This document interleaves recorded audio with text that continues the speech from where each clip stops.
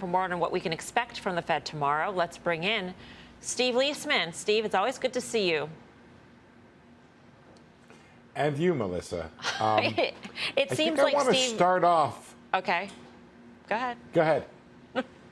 I was going to start off by throwing some cold water on this hot and breathless Federal Reserve story, just because I was thinking, and I want to throw this idea out, because I was just putting together some of the data here.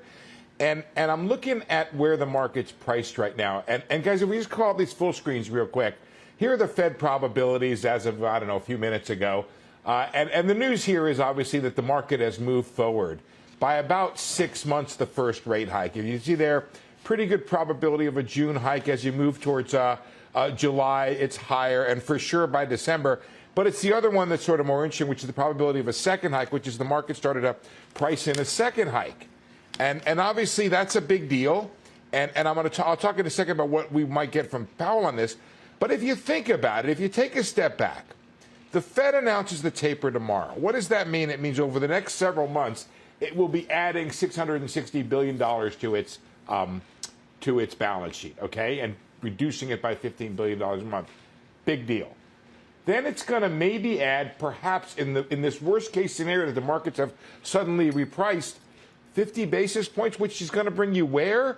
Back to the first cuts that brought us down below 1% of March of 2020. So you got another 7 months of zero, and then maybe another 12 months of 50. I guess the bottom line is, if you told me that we're going to be adding to the balance sheet $660 billion with the taper going on, and the worst case scenario, which may not be the worst case, is that you're going to add 50 basis points to the Fed funds rate, I don't know. That helps me understand why markets have taken this repricing on the short end of the curve, kind of with a margarita and a lounge chair on a beach somewhere in Acapulco. See, Steve, the problem is that you speak reason, and the markets are the markets. And I think that they're two different beings here, because the fact that we've already, just a month ago, that June hike was only a 20% chance. So we all know that Fed funds futures, or whatever we're using as this gauge of pricing in, can change on a dime. And it seems like tomorrow,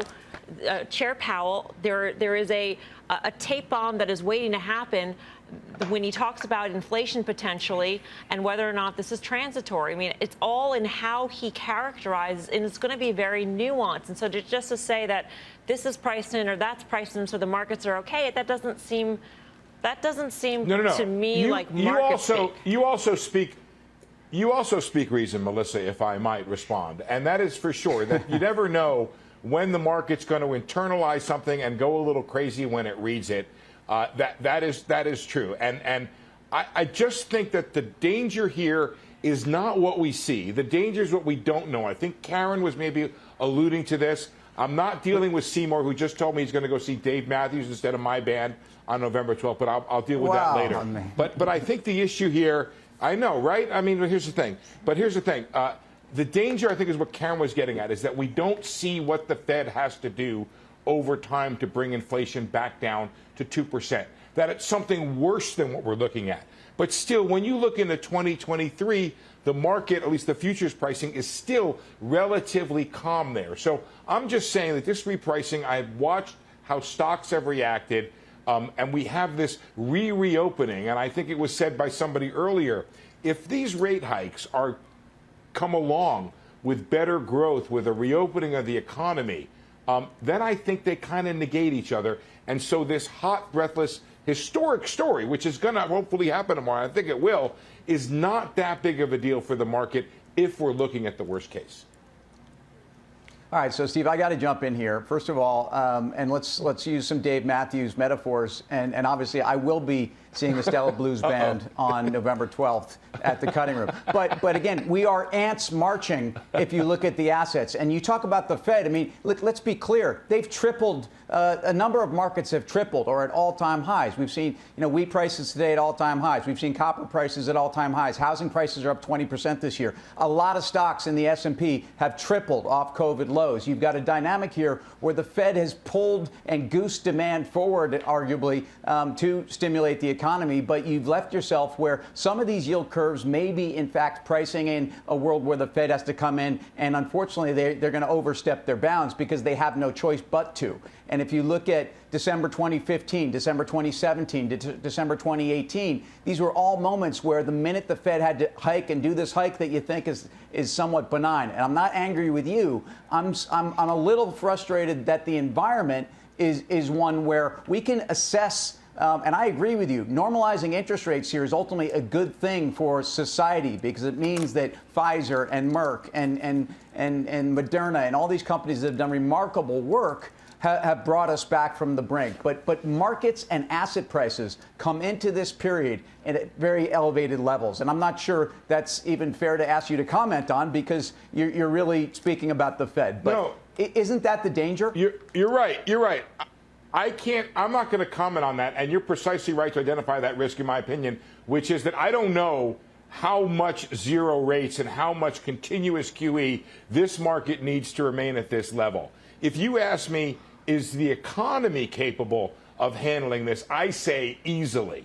If you ask me if earnings are able to stomach 50 basis points, 75 basis points, even 100 basis points of tightening over time, I think that should be relatively easy.